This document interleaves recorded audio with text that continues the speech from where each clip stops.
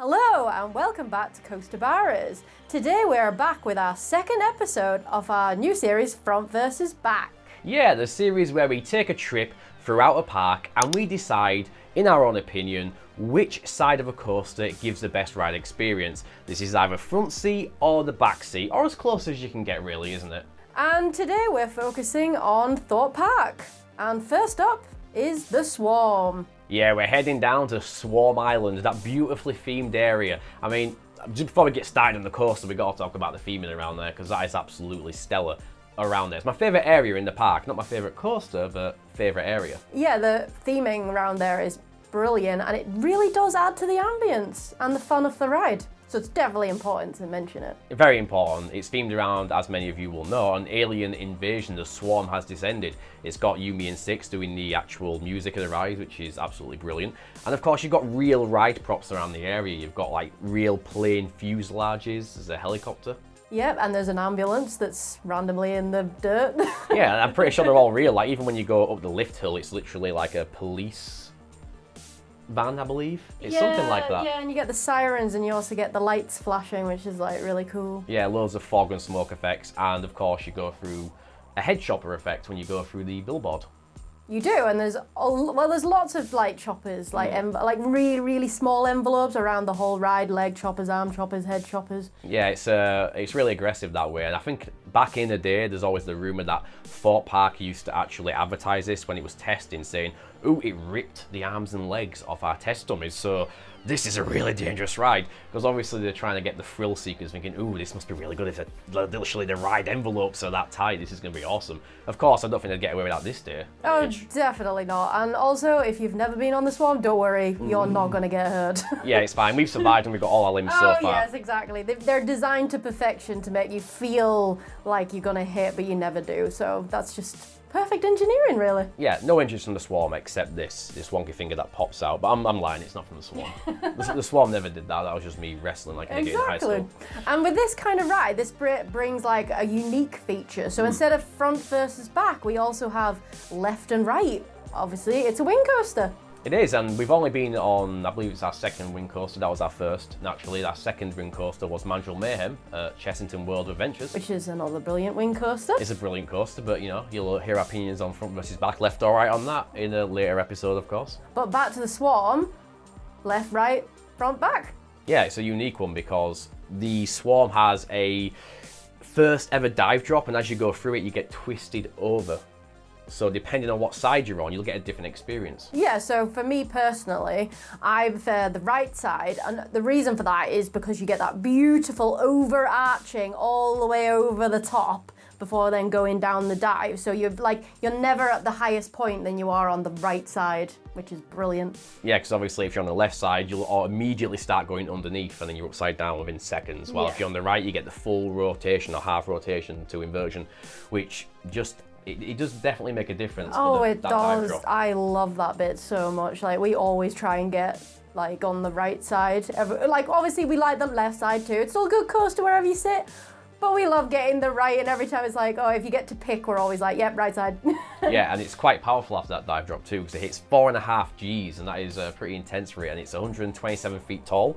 And it's 59 miles per hour through that dive drop too, so it's pretty intense. Yeah, and it just keeps on going until you hit that brake run, and then go around a little bit, and then hit the actual brake run. Yeah, so the end's a bit of a anticlimactic. It's one thing we'd want to change on it. There's 5 inversions naturally, and besides the dive drop, the one right at the end is the inline twist over the station, which is a really cool feature because you go back over the queue line. Yeah, and you can see all the people down below in the station. So, front versus back.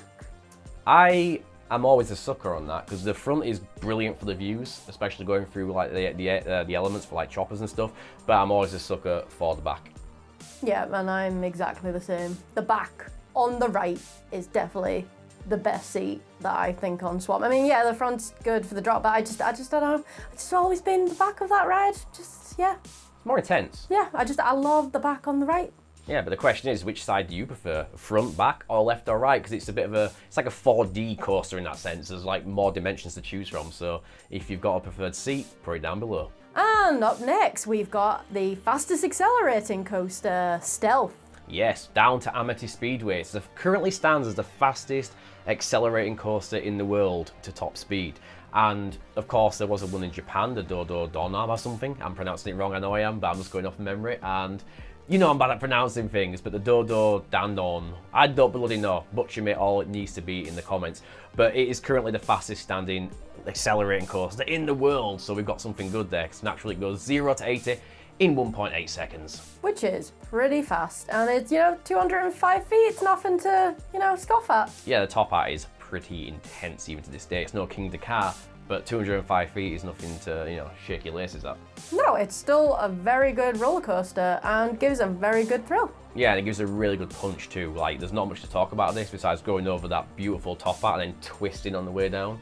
Oh, and then you get that airtime hill before you come slamming into the brake run. You do, which is actually an important part of judging, which is front versus back. But the thing about the coaster, of course, being a launch coaster, it's all about the launch. It's all about that initial punch you get out the gate. And of course, we know it's one of the few that still uses hydraulic launches. Yeah, so the other ones are obviously air or LSM. Yeah, we've never tried an air launch yet. They're supposed to be quite punchy as well, but we have tried plenty of LSMs, and they can be hit or miss. They can be relatively tame because obviously they can only output and store so much energy in the capacitor before they fire it out, compared to obviously a hydraulic or air launch. But there is still punchy ones like Gotham City Escape. Yeah, like those first initial one, it's just like, it just goes straight out the gate. Straight out, and I was surprised by it and even smacked my head if you've seen that Parquet 1 vlog. I wasn't expecting it at all. It was so funny. They're punchy. But of course, Icon's got like less strong launches, but they're still cool for the coaster type. Oh yeah, we love Icon as well. It's like, it's such a good coaster, even without the punchy launch. Even without, but from our experience, the hydraulic compared to the LSM still gives you the biggest punch. Oh yeah, definitely. Stealth's launch is just crazy, and it's probably one of your favourite parts, isn't it? Yeah, it's my favourite part, and this is where it comes to which you prefer, front versus back on Stealth. Yeah, so for me, it's again the back. And I do love the launch. The launch is great. I do get that really forceful part of the launch from the back. I know generally if you like the launch, the front is usually the best way to go. But my favourite part of Stealth is the drop. So I love that free floating feeling that you get when you go over the top hat and then down the other side. So for me, the back is like the best. You get the best of both worlds in the back. You get a really good launch, and then you get that awesome, just really slow over the top hat, and then the free floaty drop, which is brilliant. Well, for me, it was a much more tough decision to go for, because when I first got on Stealth, I was absolutely terrified of that coaster. It was like, wow, because I was just getting back into theme parks at the time. And I got near the front. I can't remember where I was, but I know I was near the front. And that punch, I still remember it. The first time I felt it, it was absolutely insane. And I had sweaty hands when I was on it, gripping tight. Well, now obviously I'm arms up in the air constantly. But it was more of a case of the height plus the speed it runs at. So these days I come to love that launch, and that's my favourite part as opposed to your free fall feeling. I love the launch, which is why you think I prefer the front, which is close, but no, I still love the back. And the reason being is you still get a punchy launch. You do? Maybe not as strong, but it's still punchy. You get dragged over the top hat, which is obviously always a beautiful thing. Yep. But the real cincher here is that brake run, the airtime hill, because if you're on the front, you get braked so fast most of the time, you get no airtime there, you just instantly stopped. While on the back, you actually do get a bit of the airtime, unless the brake's super early, which has happened once or twice. Yeah, but it's very rare. I mean, quite a few times we've been going down the drop and into that airtime hill, and someone's lost a hat next to us. It's yeah, funny. That happened the same day, wasn't it? Someone's hat flew over us at one point on the top hat, and then someone else's thing flew off like a scarf or something. Yeah, it was, and it was just quite funny that they both happened at the same time. But yeah, that's just, don't have anything crazy on your head when you go on Stealth is probably the better way to do that. Yeah, no loose articles unless you're prepared to lose them. Yes. But the question is, which do you prefer? Put it down below. And up next on our trip round Thorpe Park, where the coaster lives up to its namesake, we have Saw the Ride. Yes, a horror-themed ride based on the iconic Saw series, and for most people, the ride experience definitely lives up to the name and the themes of the film, which are all about playing horrible games that include torture and everything else that we don't really want to mention in the video. And lots of pain. And of course, the ride is known for its iconic beyond vertical drop of 100 degrees and 100 foot at the same time, at hitting 55 miles per hour outside. Yeah, it's not bad, and it's not just for this drop that Saw's known for. It has some very great elements, especially on the inside dark segments. And of course, what we are talking about is the coaster itself, the elements. Like inside, we've got those 2 hidden drops, which make a big difference. You've got spinning pendulum blades inside there. You get air shooters blasting air inside your ears. You've got blades on the outside after that beyond vertical drop. Yeah, and they're actually massive spinning blades, and it looks like they're going to hit you in the face. And they look like they've got blood on the edges of them, which is really cool theming. The previous victims of the ride, and will you be the next? And of course, there's plenty more inversions in it, but the ride is known for its rough experience when going through it. Yes, headache inducing. Well, I would say all the time, but no, there has been some times where we managed to ride it and it's been a decent one, and then other times you go on it and you just absolutely the brain shaking horrendousness. But that's just Saw the ride. Yeah, it's a bit of a rough one, but again, everyone knows about Saw being rough. No one's going to go into it thinking, I'm going to have a good experience. Again, it's part of the ride, I think. You're supposed to get rattled. You're on Saw the ride, so I've always seen it as, you're supposed to get slightly beaten up, and I'll always accept it, because it's nothing dangerous. It's just a bit of a case of, sometimes you get a headache. Yeah, sometimes you get a headache. But the question always is, which do you prefer? There's only 2 rows in this, actually, so front versus back. There's obviously one reason why you would prefer each of these, and I'll let Sarah explain. Yeah, so for me, again, it's the back. No, don't worry, we're not always on the back for these things, but for this one, it is the back. And the reason for that is that first drop on the inside, which you can't see, but you can see it coming on the front. You cannot see it coming on the back, which just makes it so much more thrilling, and I love that. I like the unknown, which just makes it more awesome. Yeah, and no matter how many times you ride a coaster, obviously some people go around coasters with their eyes closed to give themselves a fresh experience of a ride they've ridden a load of times. But even with Saw, you're in the dark, obviously, you can kind of make out some stuff, but if you're on the front, you can see those blades, and you can see the edge of the track. While on the back seat, you actually can't really see it unless you're really looking out for it. So as long as you're out doing this, trying to look over and just sitting normal, you will generally know when it's coming. It's like, right, it's going to happen in the next 3 seconds, but I don't know when precisely it's going to happen, because I'm pretty sure that actually varies in its speed sometimes. Now it gets pushed out. I think it does, and it just adds to the thrill experience, and obviously that's kind of what you want when you go on one of these coasters. Yeah, and that first drop, it feels almost vertical, straight down, so it's quite a good drop, and it really gets you into it to start the ride. Oh, it really does. It's brilliant. Before I love it's that made drop. a bin. Yeah. So I mean, personally, you prefer the back, and I prefer it for the same reason. I don't mind the view at the front, but especially when going over the top hat and down the beyond vertical drop, but I just prefer being in the back to get surprised early in the ride. Yeah, the unknown element is definitely what makes it. But like a lot of these coasters, it doesn't matter where you sit. You'll still have a good, good is being the operative word, headache-inducing ride, regardless of where you sit. But obviously, favourite's definitely the back.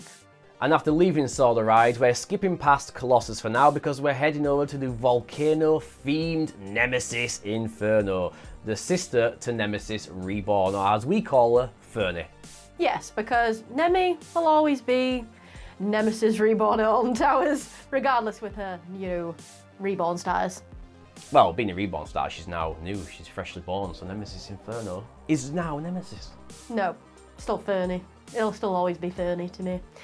I like trolling, I like that. But either way, it is of course a B&M invert, so just like Nemesis, except it's not as unique, but they've still done something. It's got a 92-foot drop, it's 58 miles per hour, 4 inversions just like Reborn, and it actually hits 4.5 Gs, which is stronger than Reborn by a full G, but you wouldn't necessarily think so, would you? No, you can't really tell in terms of that, but a lot of the times you can go on a coaster and not really feel, like you can feel the force and you can enjoy the coaster and stuff, but a lot of the time you don't know the Gs until you come off it and you look on online and find out, and you're like, oh, really? Okay, fair enough. Yeah, I mean, there's only one way I can actually tell it's got more Gs, just like I could on Park 81 as B&M, Shadows of Arkham, was when I'm going through some of the inversions, especially like the vertical loop, I can generally sometimes on these feel, not always, but sometimes I can feel the blood rushing from my feet and my feet go a slight bit tingly. So I assume that's the effect of the blood being pushed towards my head, so that's a G-force at work. I don't feel that on Nemesis Reborn ever, but Nemesis Reborn as a whole feels more intense throughout, so that's why you wouldn't necessarily think it. If it wasn't for that blood moving around, I wouldn't even know. Yeah, so I would find that too, Nemesis Reborn just seems forceful the whole way around, pushes you like quite a lot, whereas Nemesis, I wouldn't say Nemesis Inferno's slower. It's definitely not. It's just, I don't know, it's just like I can't even explain it either. It just feels different, and I'm not really sure why. I'd probably say the same for Shadows of Arkham as well at Parquet Warner. That just feels different as well, and I can't really explain why I think that. But of course, that's enough about Nemesis Reborn, because we are talking about Inferno at Thorpe Park. And as we said, a lot of Batman the rides are very similar in layout. They're always just varying in height, size, similar elements throughout. Not as unique as Reborn, but Inferno does it well, doesn't it, really? They do still theme it around its theme. Yeah, so Nemesis Inferno is obviously volcano themed, and it really does do that. So you come out of the station, you have a nice little drop out of there, and you go through a very misty tunnel, and it looks really cool whenever you're kind of like going towards like more night rides, because it's kind of like a red glowing mist, which just makes it all the more fun. Yeah, it kind of simulates the fact that you're going through a volcano itself, like you're just going right above it or something like that. It just works really well, and you obviously go into the traditional lift hill, that really slow lift hill, and then gives you a nice little bump when you're on the back when you go off it. Yep, and then obviously you have the traditional, classic. Classic. Vertical loop. Yeah, vertical loop. You've got your rolls, your interlocking corkscrews, and yeah, just what makes it a B&M invert. It's a good ride. However, the question really lies with this one then. Which is your preferred seat, front versus back? So, for me, it doesn't really matter at the moment for Nemesis Inferno. Like, front, back, wherever, kind of similar ride experience. But obviously, as I have mentioned before, for previous B&M inverts, I said I enjoy, probably if I had to pick, the front on the basis that you get pushed into a lot of the elements. Now, I will say, the last time we went on Nemesis Inferno, it did feel a little bit like a shopping trolley on a track, just because it was so rattly. I was so disappointed as well, because Nemesis Inferno, like last year, rode absolutely like brilliantly, like just, flying around. It was, Nemesis was down at Alton Towers. Nemesis Inferno was keeping it up, to still enjoy that beautiful B&M invert that we have in the UK. And she was riding like really good last year, and then the last time we went, it just, headache inducing. It was even worse than sore. Yeah, and that's a surprise, because I've never ridden Nemesis Inferno and had a rough ride on it, but the last time we did go this year, it was actually, I was like, wow, this is, again, I don't feel it as much as you, but even I was like, this is definitely what's happened. It's like something's changed this past season. But beside that, you can still enjoy the ride. I mean, like I said, probably the front, just on the basis that you get pushed into the elements, which I love to do. Not to mention, you can keep an eye out for the crocodile, which, by the way, he went on it loads of times before I even got on it, like last year for the first time. And I was like, did you know about that crocodile? And he was like, no, never noticed it. So, have you noticed the crocodile? Yeah, if you have, comment down below. But I actually agree with you, I prefer the front too. You prefer the front? Yeah, I prefer the front. Again, it's just more forceful. And after 30, we are going back to Colossus. Yes, the power of 10 concussions, as we like to call it this year. Now, we've always defended this. We've said all you've got to do is know how to ride it, and that is usually pulling yourself into the restraints with your shoulders and leaning forward, and you won't get the head banging, which a lot of people really complain about. And we've always said that's all you've got to do. You just need to know how to ride it. Know how to ride it. With a lot of coasters, that's the case, and you'll have a better experience. But this year, we got surprised. If you saw our Thorpe Park vlog, we were like, even with that, nothing changed. Yeah, it was really shocking, actually, like how bad it was. I can't even, oh dear, it was absolutely horrendous. Now, we usually, we'll sit wherever, because like on Colossus, it's one of those where it's like, oh yeah, you get seated. Sometimes we obviously pick the back, sometimes we pick the front. Just depends how you're feeling at the time. But yeah, like we got the back, I think, and it was just, you went up the lift hill, that was fine. Came off, the typical Colossus fart as it comes off the... Yeah, it really rips one. It really spoils the ambience around Hyperia. You're like, oh, Golden Goddess, and... Yeah, it's funny. But yeah, and then obviously we brace the position, holding your shoulders right up against the restraints, pushing your head forward. And then down the first drop, and oh gosh, it's like moving around like no man's business. You could even hear it grinding, and then like... It was a bit like how I said on Saw, I could feel like I can hear it, but you can also see the vibrations of the train on the track, and yeah, you really could as well. It was like moving around like crazy.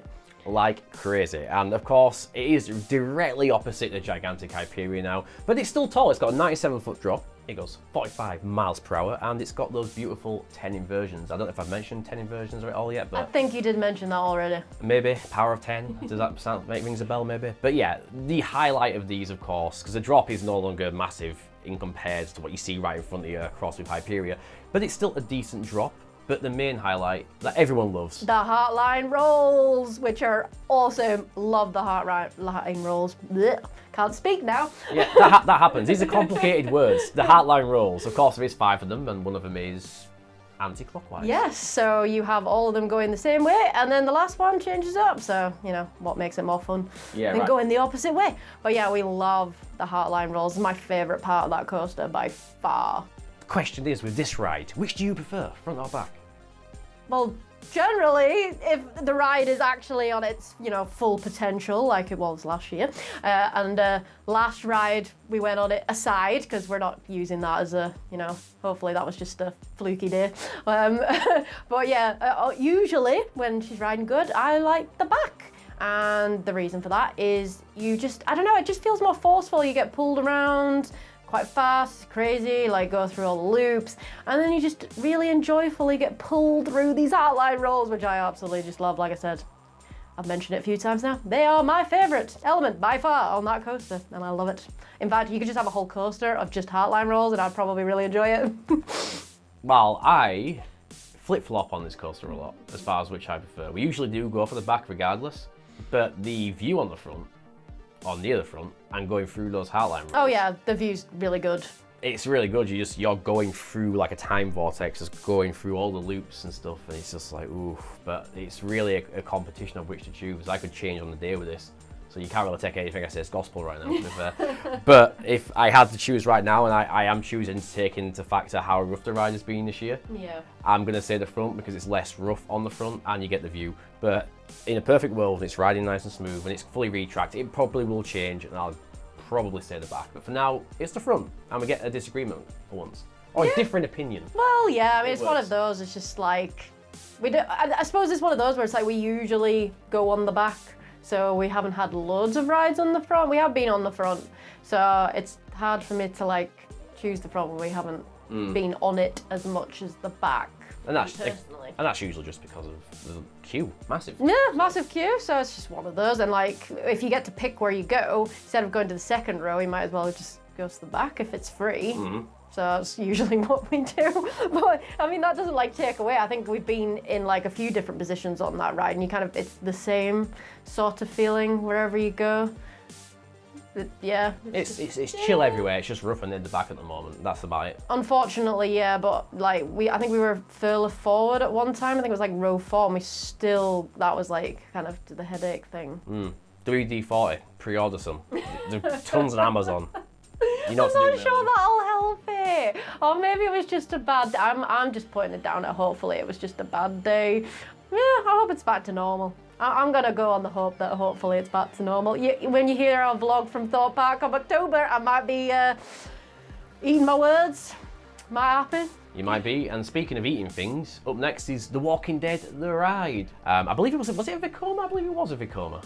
I'm pretty sure it was. I'm pretty sure it's a Vekoma family coaster. And due to being a family coaster, guys, it's just under 42 foot height, and I think it's about 30-ish foot drop. It's something along those lines. Yeah, it only 27.7 miles per hour. Good memory. But yeah, it's not fast, is it, at all? No. It's more about the experience. Yeah, right? it's the theming and the experience of it, which again is quite amusing when you think about the fact that this is one of the family ride for the park, really, and then it's got a very adult theme.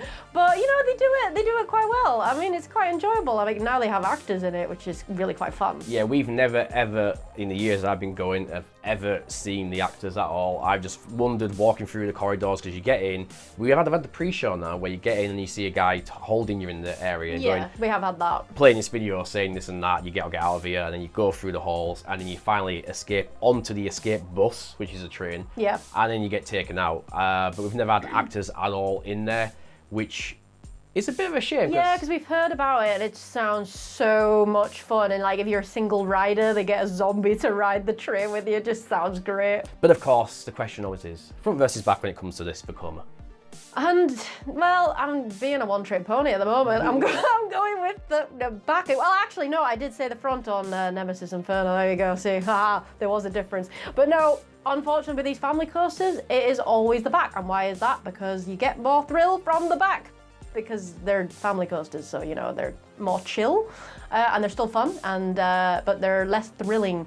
And obviously, because it's in the dark, you can't really see anything, so the view is not important. So the front makes absolutely no difference. So yeah, the back. And you can see more theming, because like obviously when you're like at the section where you get like stuck and the zombies start breaking in, you can kind of see it. And then again, when you like get to the very end and they're breaking through the little gates at the side, again, you can see it more from the back. You can, so the back, I agree. It's just better at the back and you just get a better little drop at the start than everything else. The back's just better, you see everything. Moving on from that ride, we're gonna have to wash ourselves off, of course, because I've got zombie guts everywhere and everything, so.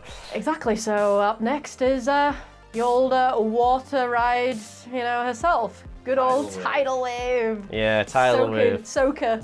The ultimate soaker, it's just as bad as Valhalla. It will get you drenched head to toe and everywhere in between, unfortunately. It's got the 85-foot drop. It is around about 45 miles per hour. And no matter where you sit on it, no matter what you do, you will get drenched from top to bottom. And even if you're standing off ride, you can still get drenched. So yeah, either way, it is a super soaker. But in terms of actually like if we had to pick one, and the reason for this is kind of a really funny one. So obviously I will say I prefer the front. And the reason for that is when you sit at the back and people are putting their hands up in the air and you go down, you get the photo, you will literally have a handprint like this in front of your face. All in all, it's a hard one for me to choose. I like the front for the view and everything else, but again, you get soaked anywhere on it. So I'm gonna say for me, I just usually might sometimes go for the back because you get a better drop. Keeping with the water theme, we're coming on to my best coaster, as I mentioned earlier, the best Mack in the park. I really love this ride. It's Flying Fish. That's terrifying. your favourite, isn't it? Yes. It's your favourite, yeah. But it's terrifying. I wanted to really emphasise to people why this is so scary, you know? It's got a massive, and I see massive 13-foot drop. Now that can literally terrify anyone and make them not ride coasters ever again. I've got a friend who won't even go on it. We've got 16.8 miles per hour or 17, it's something along those lines. That is very fast. And you get a 2-lap special. You do, 2 laps. The torture never ends. You just keep going round and round and round, and they might even give you more. It's very, very scary, and that's why. And you got a helix, the helix. So this is why it's my favourite ride at the park. It's the favourite Mack. It's the superior Mack at the park. Yeah, okay. But when it comes to front versus back, I'll start with this one. Okay. I prefer the back, simply because there's not much difference. It just gives you a tiny bit more of a thrill, but I just prefer the back. Yeah, and I'm the same. And it's a long trip. I've said it before, like on Walking Dead, these types of coasters, because they're not that thrilling, obviously, for obvious reasons, they're not supposed to be. They're not designed for that. They're designed for, you know, cute, fun, family-friendly thrills that obviously kids can enjoy as well. And yeah, so the back, because it kind of pulls you along more, and you get more of a, like, when you're going down that helix, it goes a little bit faster because you're on the back and it's like whipping around, which is good fun. And the photos from there can always be really funny. Yeah, so it's double backer here again, but we have made some disagreements this time, so this is actually a good thing. We've got some variety. Yes, and then from one Mack to the ultimate Mack, we have the golden goddess herself, Hyperia. As we're both like embroidered in the clothing. Yeah, this is a big beefy girl like we mentioned earlier. She's 236 foot tall, obviously for 236 club, 88 miles per hour. New for this year. New for this year, and of course it's got 3 inversions. Yes, and she just is living up to her title of being the golden goddess. She is a brilliant addition to Thorpe Park, and she's absolutely amazing to ride. She is. I mean, when she reopened in June, we literally spent the whole day just riding Hyperia over and over. But yeah, it's a brilliant coaster, obviously. It's got the unique outer banked elements in there. It's got the one out of the station and then the outer bank stall. Yeah, which is very unique to this coaster. Never seen before in any coaster worldwide, which is always nice having a new element there. Yeah, and then that drop is probably one of your favourite elements too. Oh, yeah, that drop is just beautiful. I mean, I've said before on Stealth, I love that free, floaty, falling feeling, and it's just amazing. And on Hyperia, she just takes it to an all new level, because you just go right over the end, all the way drop, and then twist around. And oh yeah, twisted drop's great. Just yeah. Yeah, beautiful twisted vertical drop. But of course, it's also got another feature that everyone loves about it, and that is that beautiful hang time stall. Oh, yes. You just like feel like you're hanging there for ages. Yeah. Just looking at the ground. It's great. But of course, it is a beautiful coaster, and it's got very different experiences no matter where you sit, on the front or the back. Yeah, Kind of and go on the technically on the differences. left and the right as well, because obviously when you do the outer bank stalls, or like obviously the one at the beginning, those can obviously change how you feel on the ride, because like obviously on the left side you'll be hanging more out because you're like more over the edge on those like sort of overbanked twists, and obviously on the right side you're more up in the air going over, so you know it's different feeling. But obviously front versus back, and of course we have to pick one. We do indeed. I mean, I'll let you go first because you need to take this away. Yeah, so my favourite for, well, a couple of reasons actually, is the back. And, well, yeah, I think I'm just on a back. Yeah, you're on a back day. Back day. Mostly back, yeah. Yeah, mostly back. I have had some front ones there, so it's not just me picking the back for the sake of it. No, I actually do have a reason that I prefer the back. So obviously I love being whipped over the top hat and down the drop at the top of the lift hill. Obviously the front's great as well, but we're talking about the back. And yeah, love that free floating, I've mentioned it before, that free floating falling feeling that you get when you go whipping over the top, down the drop, twisting around. And then also you actually can see the splashdown. So the water comes up and at the back you can actually see it. Anywhere else you can't. No, on the middle you can barely see it. On the front you've got no chance in hell in seeing that thing. You back, you get splashed in the face and everything, don't you? Yeah, it's really good fun, especially on a hot day. Oh yeah, definitely. It cools you down a tiny bit. Yeah, just a little bit. But yeah, I don't know about you. It was a bit of a tough choice because, again, the front's good. It's got the view. It's got that drop. The slow, just little stoop around and then drop. But yeah, the front's great, but just the back just takes it. I think I've got to say the same, unfortunately. It's so good on the front, but the back, obviously, we got 9th row, is just that much better because it's so intense and you get whipped around. Like you say, that first drop near the back or at the back is just bliss. And it's way more intense throughout. I don't know. I don't really care about the water feature too much, but just the intensity. It's forceful. I just like being able to enjoy the water feature because anywhere else you can't even see it off ride. It's kind of the only place you can see it on ride. So it's there. So you kind of want to be able to enjoy it. And yeah, the back is kind of the only time you can. But next time we have a tier list and we are covering Energylandia, because obviously we did the community poll and you guys voted for Energylandia. But don't worry, we did see a few of you wanting Emerald Park, so that'll be coming up later on in the year, so keep tuned. But if you enjoyed this video, don't forget to like, comment, subscribe. It really helps us in the algorithm. We are quite new still, so all that help is greatly appreciated. And of course, be like a barra. And keep coasting. Bye-bye. Bye.